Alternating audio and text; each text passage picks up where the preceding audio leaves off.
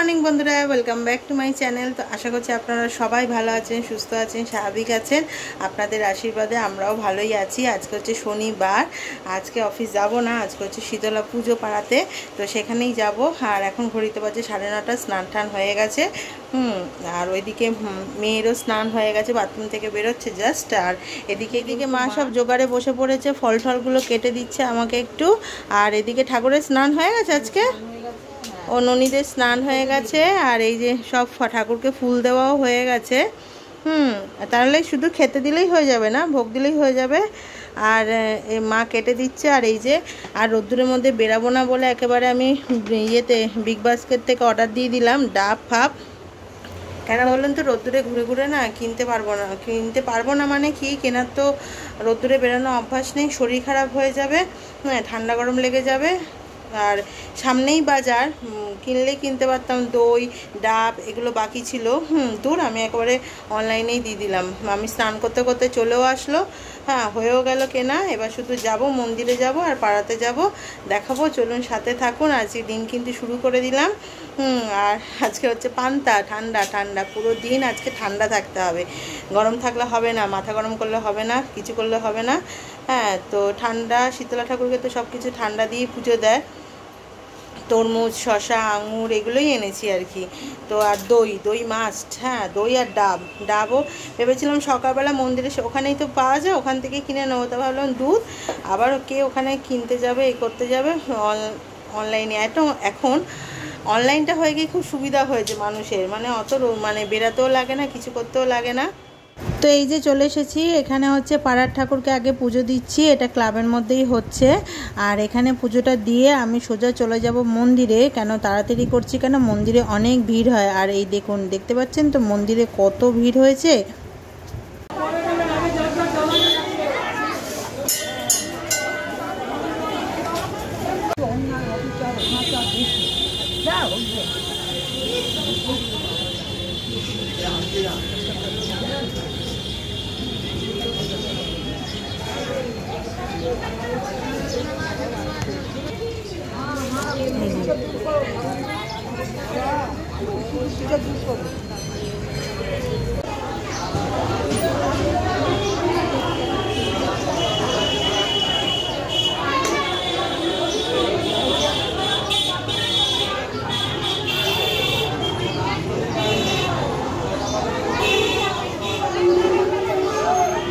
তো পুজো দিয়ে ঘরে চলে এসেছি।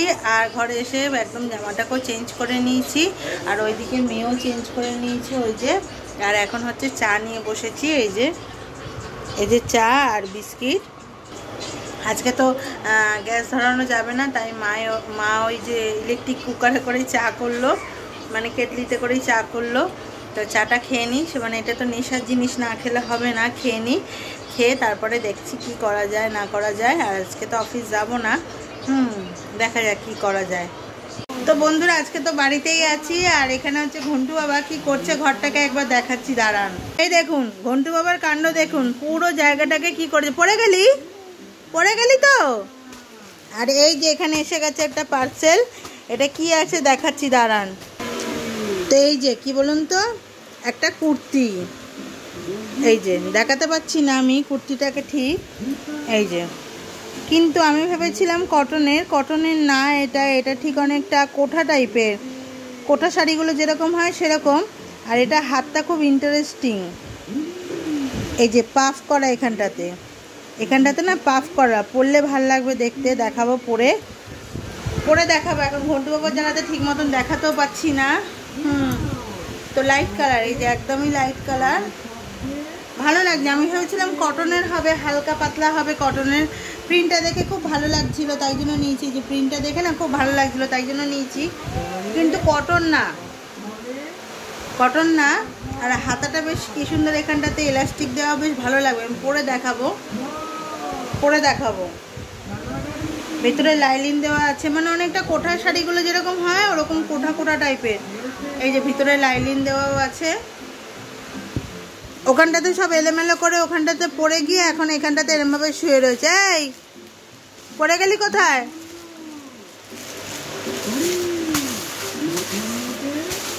টিভির মতন চলেই যাচ্ছে।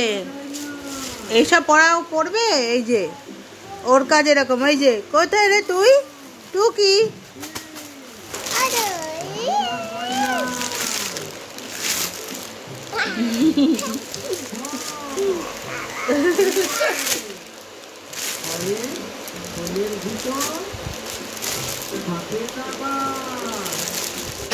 তো এবার দুপুরবেলার খাবার নিয়ে বসে পড়েছি। আর আজকে যেহেতু পান্তা, তাই আলু সিদ্ধ, ডালের বড়া আর হচ্ছে পান্তা, সাথে নিয়ে নিয়েছি একটা গন্ধরাজ লেবু।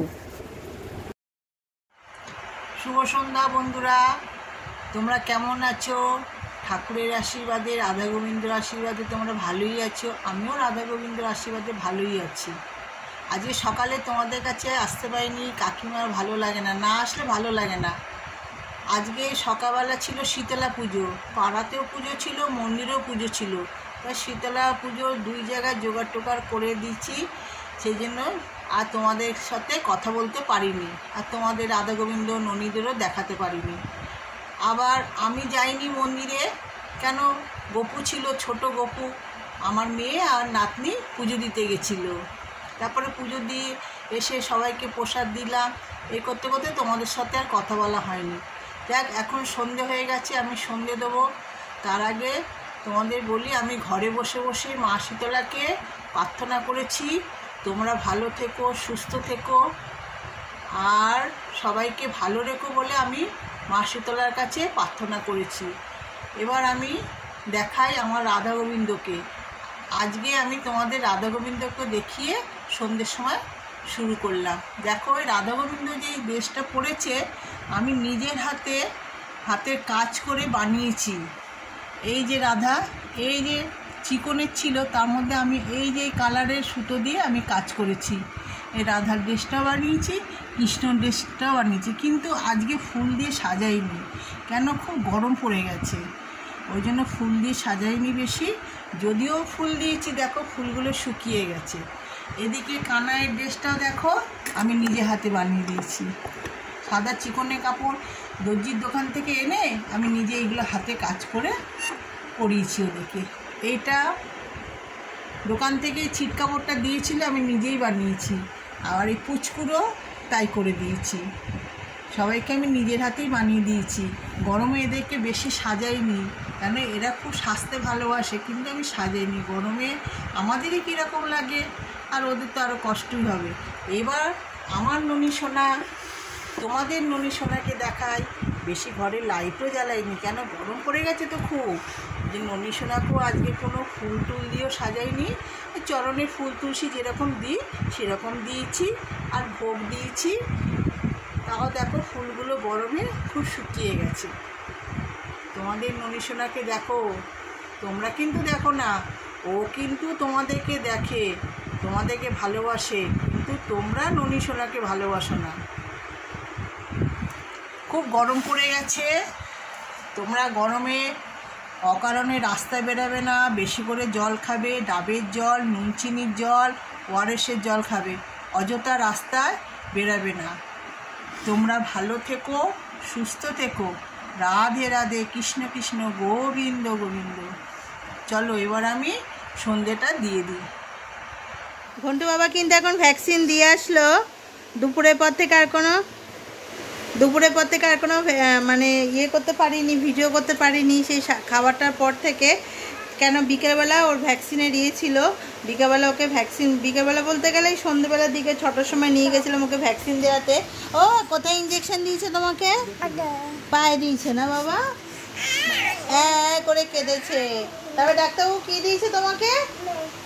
এইটা দিয়েছে, আর পেন্সিল দিয়েছে।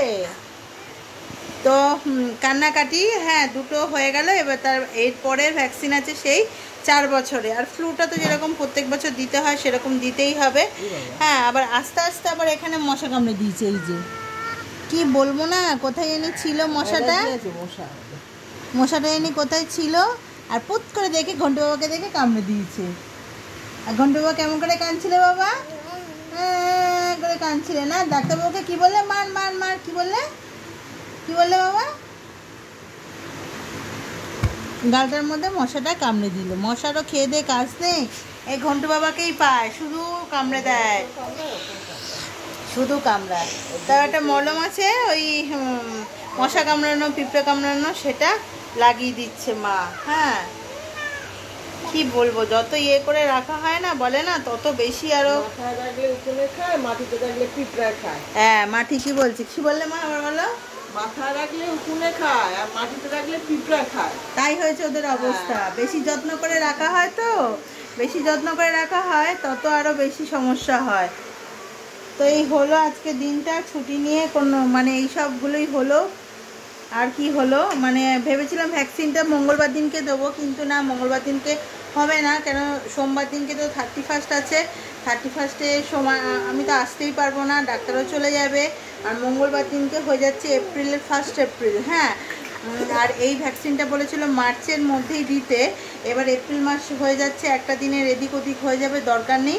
ওই জন্য আজকেই যখন ছুটি নিয়েইছি এটাকে ইউটিলাইজ করে নিই ছুটিটাকে। আর অনলাইন থেকে যে জামাটা এনেছিল বন্ধুরা, কি বলবো, জামাটার কোয়ালিটিটা এত বাজে এত বাজে। হ্যাঁ ওটাকে আবার রিটার্ন করে দিলাম, আজকে আবার রিটার্ন দিয়ে দিলাম, জানি না কবে নিতে আসবে। ওটার বদলে আরেকটা আমি ভেবেছিলাম কি বলুন তো, কটনের হবে, ওখানে লেখাও ছিল কিন্তু কটন।